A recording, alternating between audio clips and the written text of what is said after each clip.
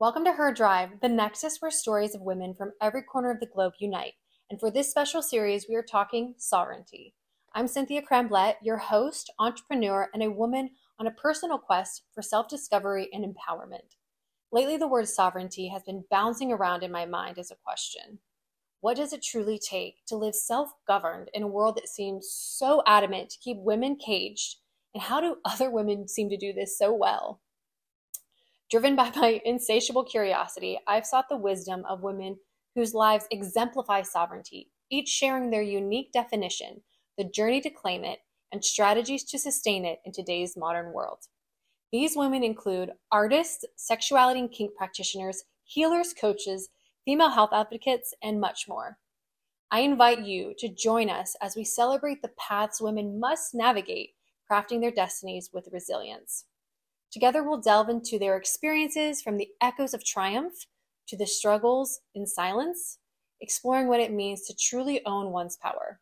I'm really excited you're here, a place where every voice is amplified, every story cherished, and the sovereignty of every woman encouraged and celebrated.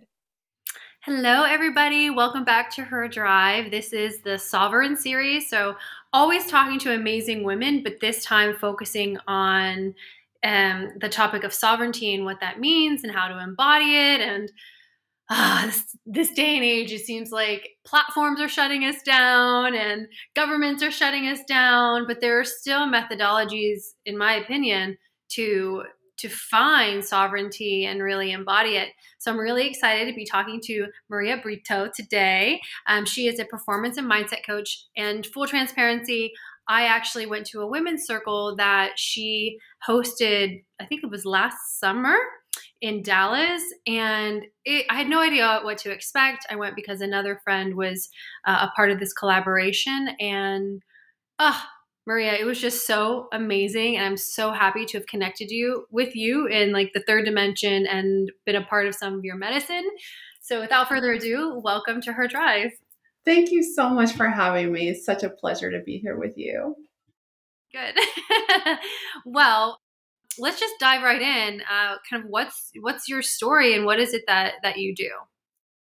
Well, what got me into women's work, I love working with women. I'm passionate about bringing women together into circles to not only go inward, allow women to go inward in a very safe and sacred space, but also for women to see each other truly, like see each other and see themselves in other women.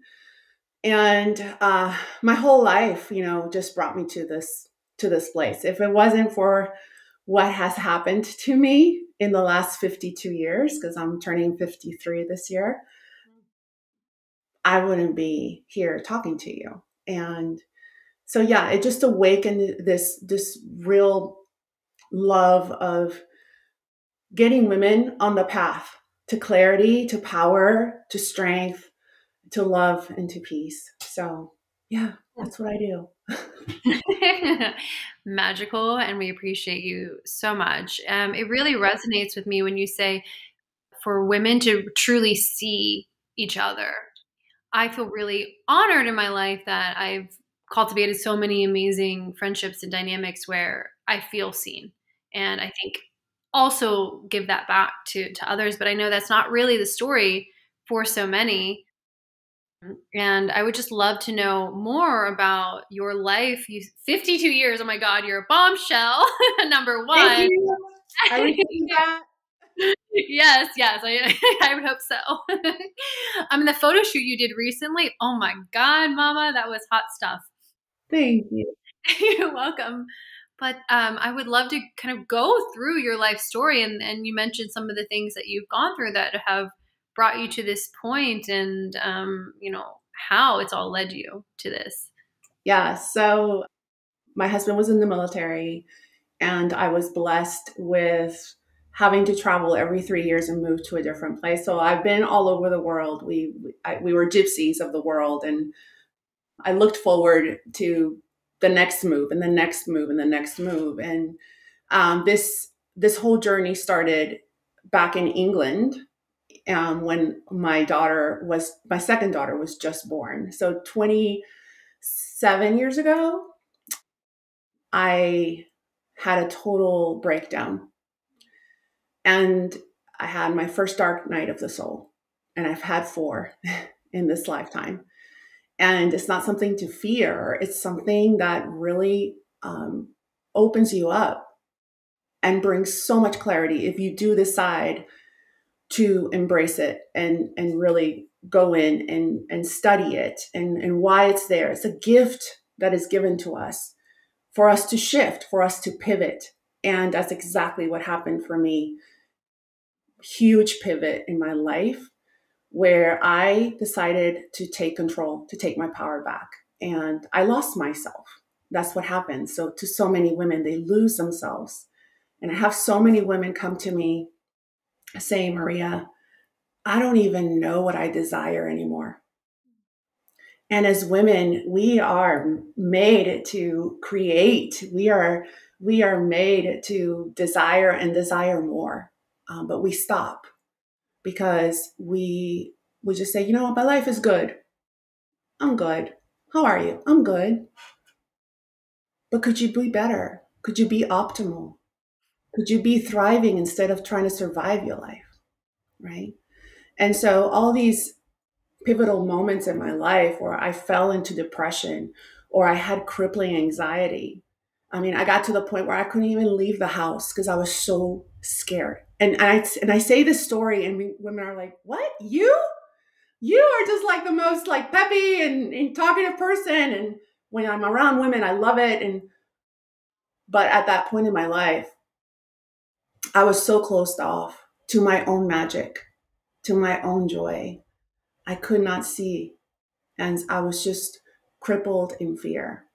And I played small for many years, played so small. And there's so many women out there who are playing life small. And I am here to awaken that and really make you see that you are worthy of so much more, so much more. Mm. Yeah. Yeah. Wow. I always love doing these podcasts, and my guests who listen often know this because I always feel like it's divine timing, and whoever I'm talking to is telling me exactly what I need to hear. And it's always in alignment. And so thank you for sharing that. And you're right. So many of us play small. And my personal journey has been, I was very audacious and very outspoken and very talented growing up. But there were several ways where I experienced rejection because of that talent, because of that audaciousness, simultaneously getting attention for it. So it's been this conundrum through my lifetime of, well, do I be my full expression? Because a lot of people like that. But then if I don't, or if I am, then I'm being rejected by this other core group of people that I think should love me and be with me. Or even today, I was thinking about when I was married and relationships specifically with some men in my life, which have been not because they're necessarily bad people, but they had an idea of what their relationship with me should be like. And they wanted to obtain the fun, vivacious, wild woman and keep her in the house and like only in a little box of sorts for them only. But the most wonderful relationships I've had outside of my girlfriends and with the relationship I have with myself has been with a few men where it just feels so empowering when they see you and are encouraging and fanning that fire. Mm-hmm. And I can imagine that a lot of the women that you work with don't have that type of support in their lives. So sadly. Sadly.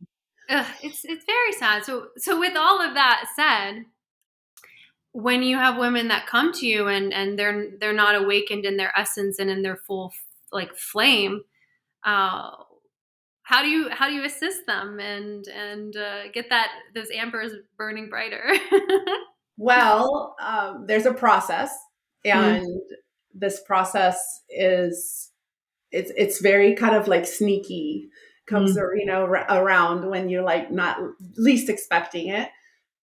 But by way of questions that you probably have never been asked before, we get to the root of how did you lose yourself? And what is this current version of you want now? because we're constantly evolving, right? Constantly. And there's several things I want to talk about there, but once we have that, we've already like, okay, figured out, all right, this is what I want for me now. Okay, so how are you going to express that? Because part of sovereignty is speaking your truth and activating your voice.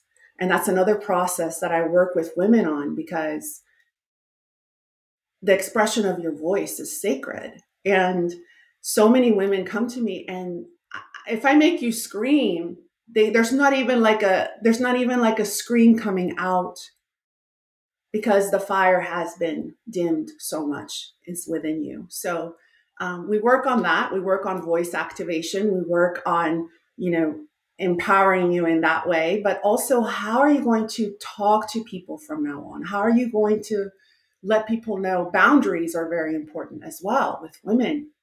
It's like they don't even know how to set strong boundaries. And I always say, I got this from a dear teacher of mine. Boundaries are fences that support your freedom. And so this is a gift that you give yourself, right? And so how are you going to express yourself from now on? And how are you going to stay sovereign to your truth? Because you can say it, but life is going to throw you curveballs, and life is going to throw you people that are going to reject you. And life is going to throw you people that are not going to support what you desire at this moment in your life.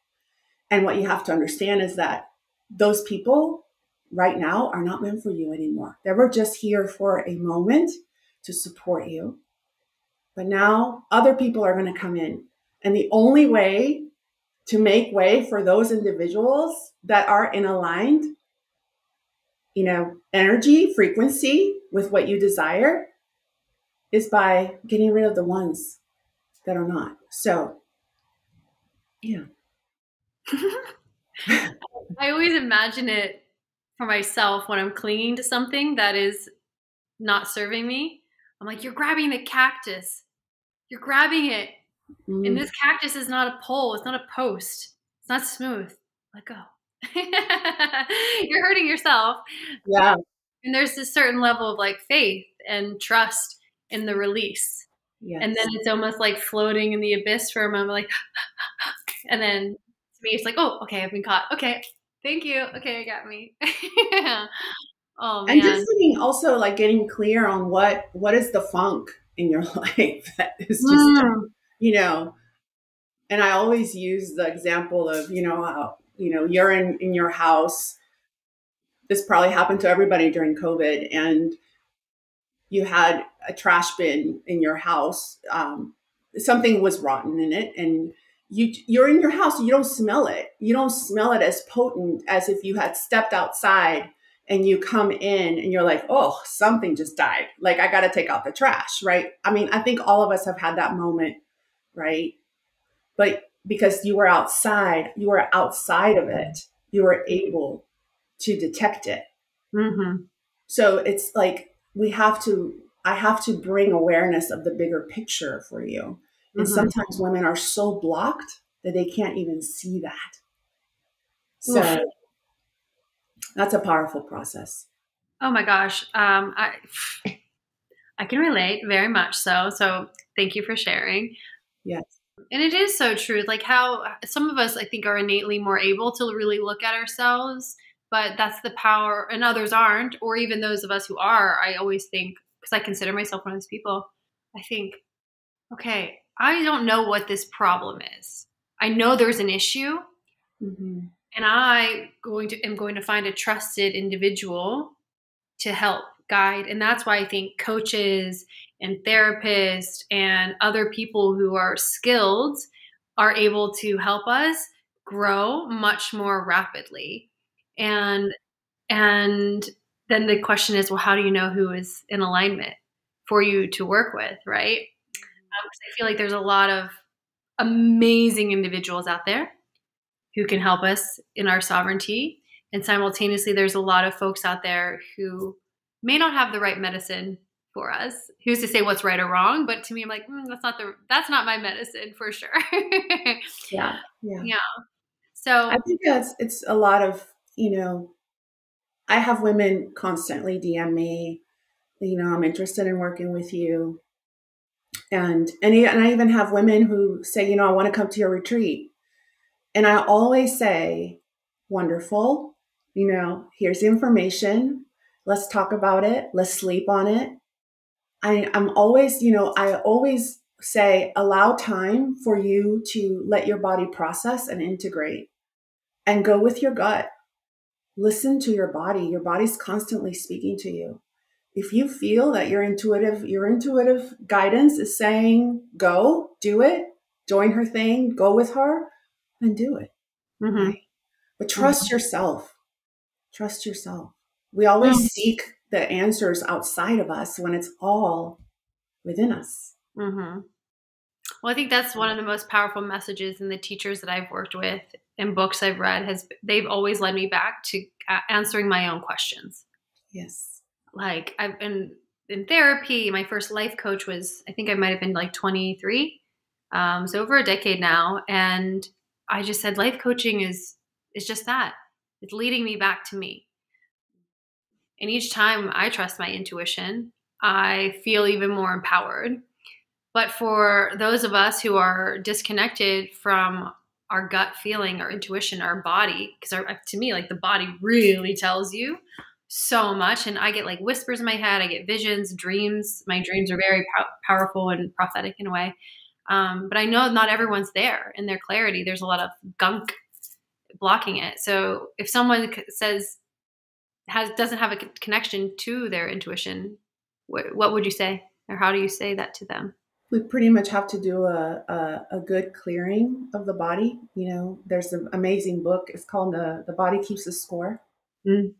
And the body does keep score of all the trauma, all the hurt, all the pain, all the anger, everything that you've been shoving down and suppressing. Your body is holding it, and just think of it like it's clogging. It's clogging, and it's preventing you from finding full clarity, full transparency. And so you did the breathwork journey with me. That was one thing you experienced with the headphones, right?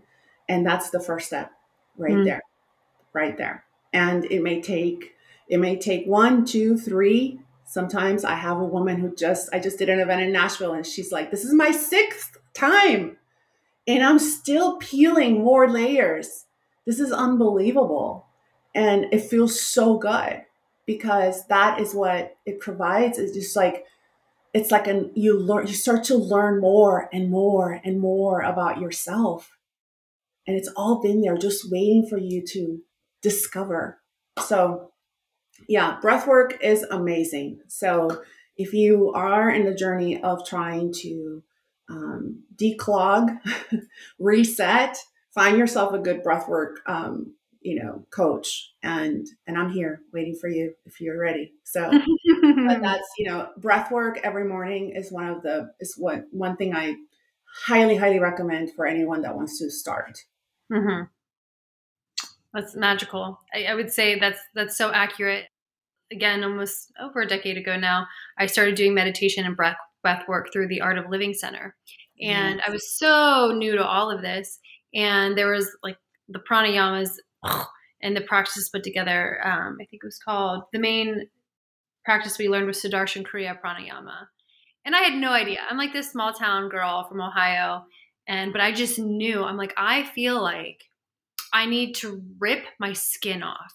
Like everything was so tight on me. I'm like, I need to rip out of here. Something bad is going to happen if I don't do something. And thank God I had someone mention meditation to me. And this center was half a block from my house.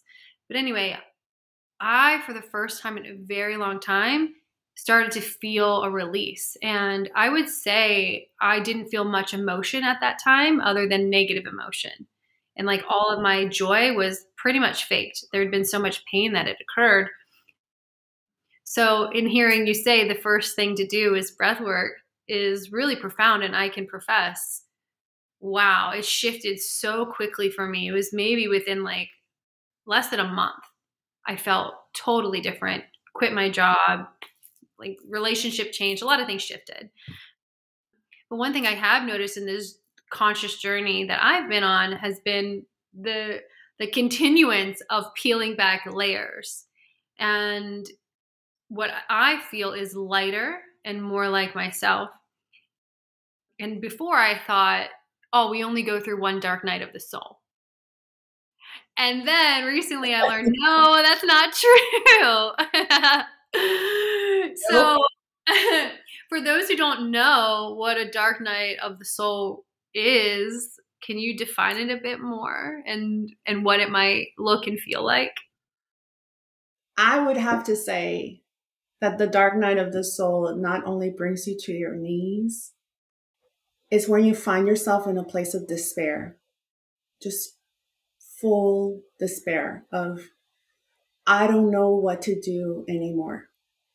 And I always think of the book Eat, Pray, Love, where she has her dark night of the soul and she goes, I don't know what to do. You just like take over and guide me, right? Full surrender. When you're really ready to surrender and you're like, I don't know what to do, but I know you got a bigger plan for me. But I would say that when I think back in my dark nights of the soul, that was the true definition of despair. And I'm just feeling so lost. Like you couldn't find your way back, and there is a way back. If you ever find yourself, know this, that there is a way back, and you just have to trust and have faith and surrender. Surrender is a big part of it because we try to control so much. We want to control the outcome. It has to be this way and it has to come out this way. And when we surrender, there is such a sweet, magical gift on the other side because God, universe, source, whatever you call the energy, always has bigger plans for you, bigger manifestations. So yeah, that's how I would put it. It's a beautiful way of describing it. Absolutely. So in your time of one not being able to leave the house at a certain point to now leading retreats and coaching women and facilitating magical healing experiences and bonding moments, what was the transition out of that and to lead you where you are now? Because that's a pretty significant leap, and it's something that I really applaud coaches and healers and so many others to have walked the path. Is how I look at it. They walked the path and then decided to go back down that path and collect others and walk with them with the light. So I'd be really curious to see what that progression was for you. I love that, how you said that path. I would have to say it didn't happen overnight. Really? No, it didn't happen overnight. There was a lot of work, what I call the work, I did a lot of inner work. And this is something I say to all my ladies when they come to retreat or when they come to a workshop. It's like, you can pay for all the workshops. You can pay for all the retreat experiences. You can pay for all the life coaches. But if you don't do the work yourself when nobody's watching, you just wasted your money. You just wasted it all. And so I really dived into books. I hired the coaches. I went to retreats. I went to the workshops and I did the work and I integrated the things that felt in alignment with me. And I kept refining and refining and refining more and more and more. And I really devoted time for myself. And that's one thing that women, we give so much. We love so big. And we make time for everybody else. And then when it comes to ourselves, we have no energy at all. Right. And so I did the work. That's how I got to to where I am today. I did the work. I keep doing the work, and I will continue. And not only for me, but also for my daughters, for my granddaughters. I have 5 grandchildren now, and for my great grandchildren that will come after. Because once a woman truly decides to step into this path of sovereignty and do this work, she understands that she's the one. She's the chosen one to change the cycle. She's the one to break it, to break those old, limiting beliefs.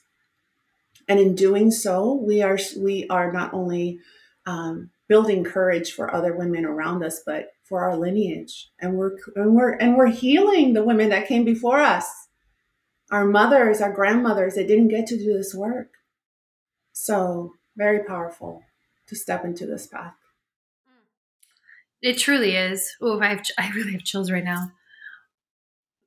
So, how do you define sovereignty? Knowing the core of you, knowing truly who you are. When you know who you are, you know that you are worthy and nothing else defines it. And you step into the world owning that. Nobody can penetrate this bubble of worthiness when you feel sovereign. You speak differently. You step into relationships in a different way. Yeah, that's my definition of sovereignty. Knowing yourself truly to the core, knowing and sticking to that truth in every single area of your life. Yeah, that's very beautifully said. And I guess the question that follows that is, what are some ways that you see women currently their sovereignty being impeded upon? In this world of filters, many filters, right? We are afraid to be the first. We are afraid to be the outcast. Even though in our heart, we're like, I know I got to do this thing, but are they going to reject me? Are they going to laugh at me? What are they going to say about me? All the what ifs are keeping us just following the crowd, doing whatever everybody else is doing, right? Because we want to fit in, because we want community. But what we don't understand is that when we go with that soul call, when we listen to that soul call within ourselves and we do the thing that we're meant to do in this world, because we all have our own individual dharma, we all have our individual calling. And that's what makes the world interesting and exciting, right? If we don't follow that call, we are rejecting our soul. And so we gotta really accept the call, go in fiercely, like do the thing, do the damn thing. And sometimes we have to do it scared, but do it also bravely. Yeah. I just had a online program that we just closed last week, and it's no regrets. It was 5 weeks, 5 beautiful weeks with these women, and it's like, are you going to regret not doing the thing later on in life? I'd rather fail. I'd rather have tried and failed and gotten rejected. By the way, we need to create a better relationship with rejection. We need to be like, hey, bring it on.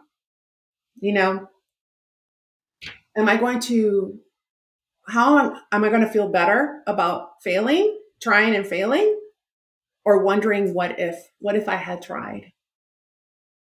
Right? So I hope that answered the question. I don't know.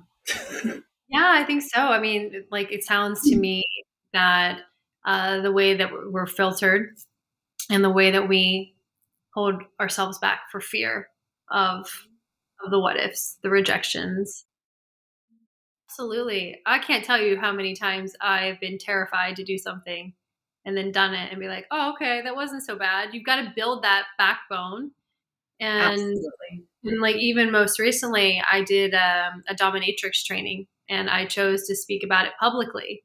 And there was so much fear. And like every time I would share, I would wake up the next day in a panic.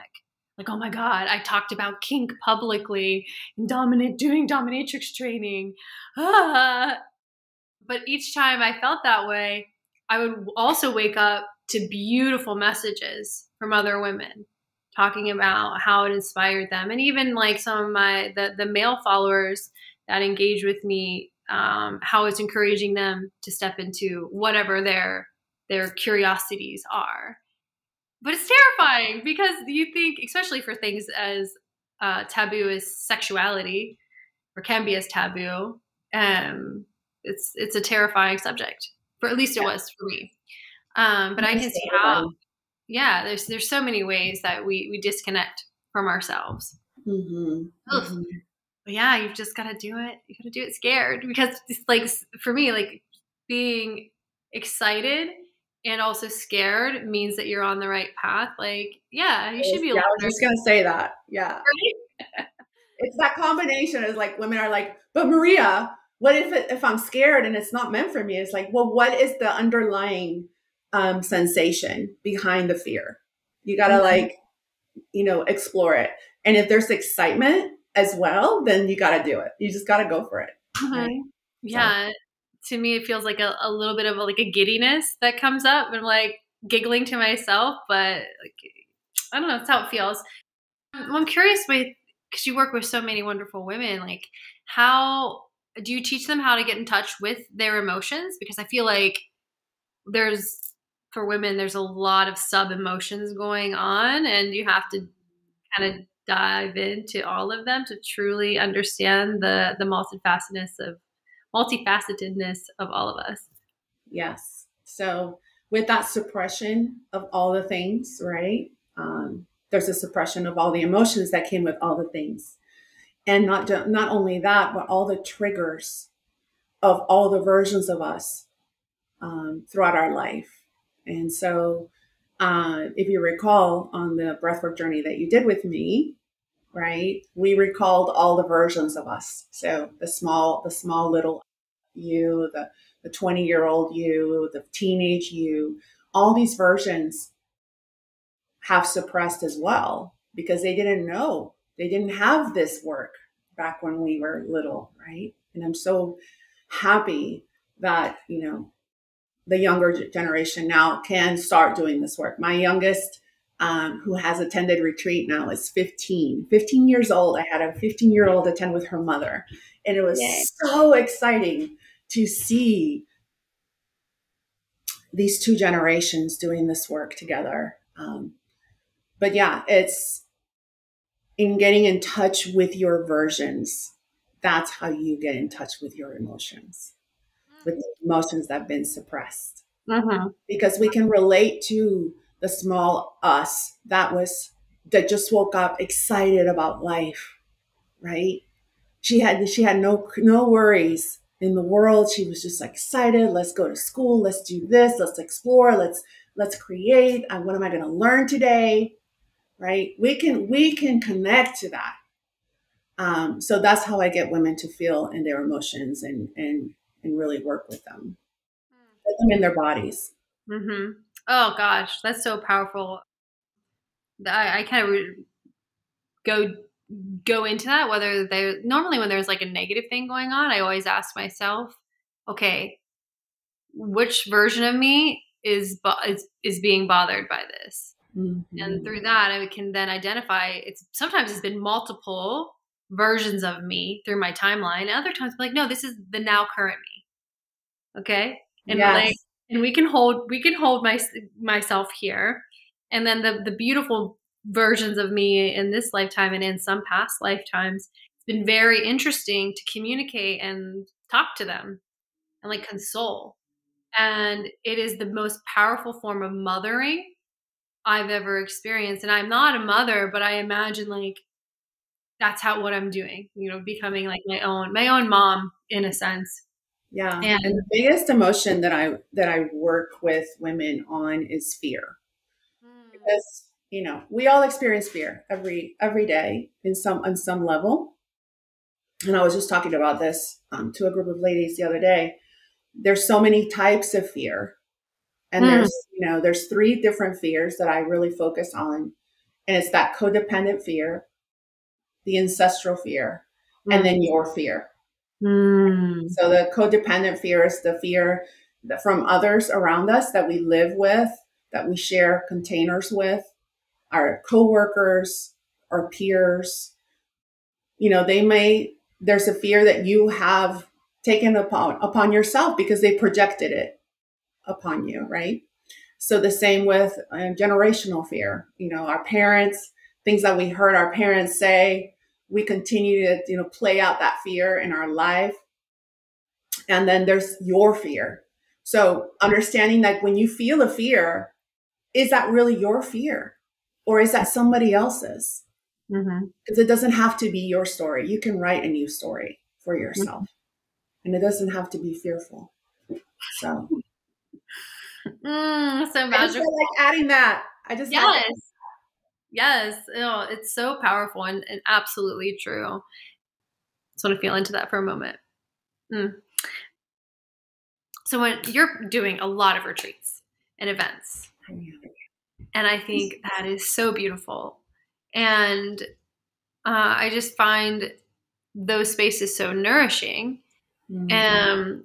But on a curious level, how do you, through like daily practice, weekly, monthly, annually, how do you stay within your centered space to be able to hold containers for others?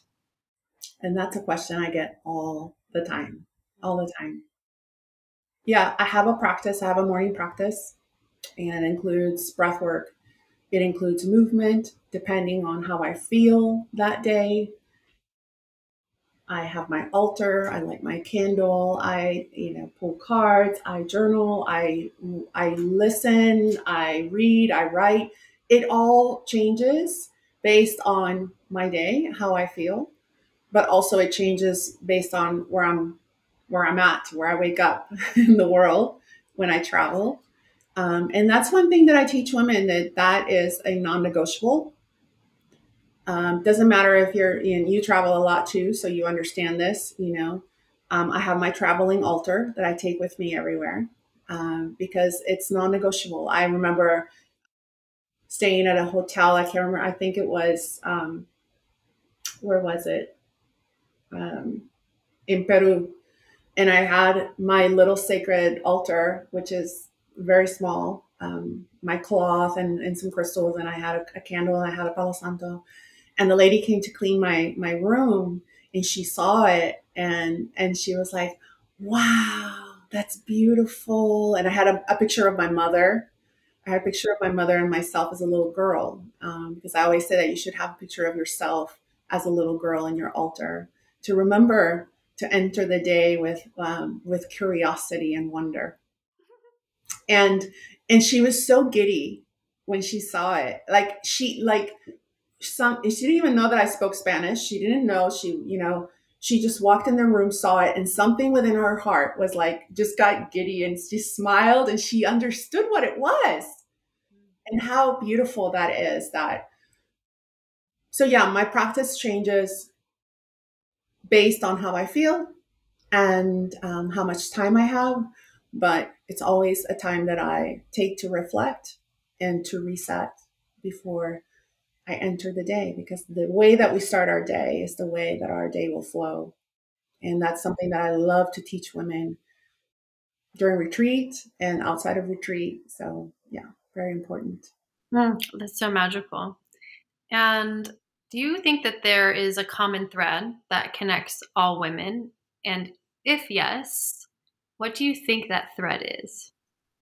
There's like this intuitive knowing within all of us as women that is our power, that is constantly guiding us. And I think it's like a broadcast system with, it's like a little Wi-Fi that goes out, right? And when another powerful woman walks into the room, when another woman that's aligned and she is in her power and she's like truly aligned with you in that frequency, you feel it. There's something within you, with your system, that you're like, I must talk to her. Right? Like I mean, when I say that to women, they're like, I understand that feeling. I know it. And I feel that that's what's within us, all of us. There's like this deep inner knowing of what is in alignment with us, but we're so out of tune with it sometimes. And that's why we end up repeating cycles, right? That are not supporting us. So it's like finding that clarity. And it all goes into how much time are you devoting for yourself? Devotion to the self is the path of sovereignty.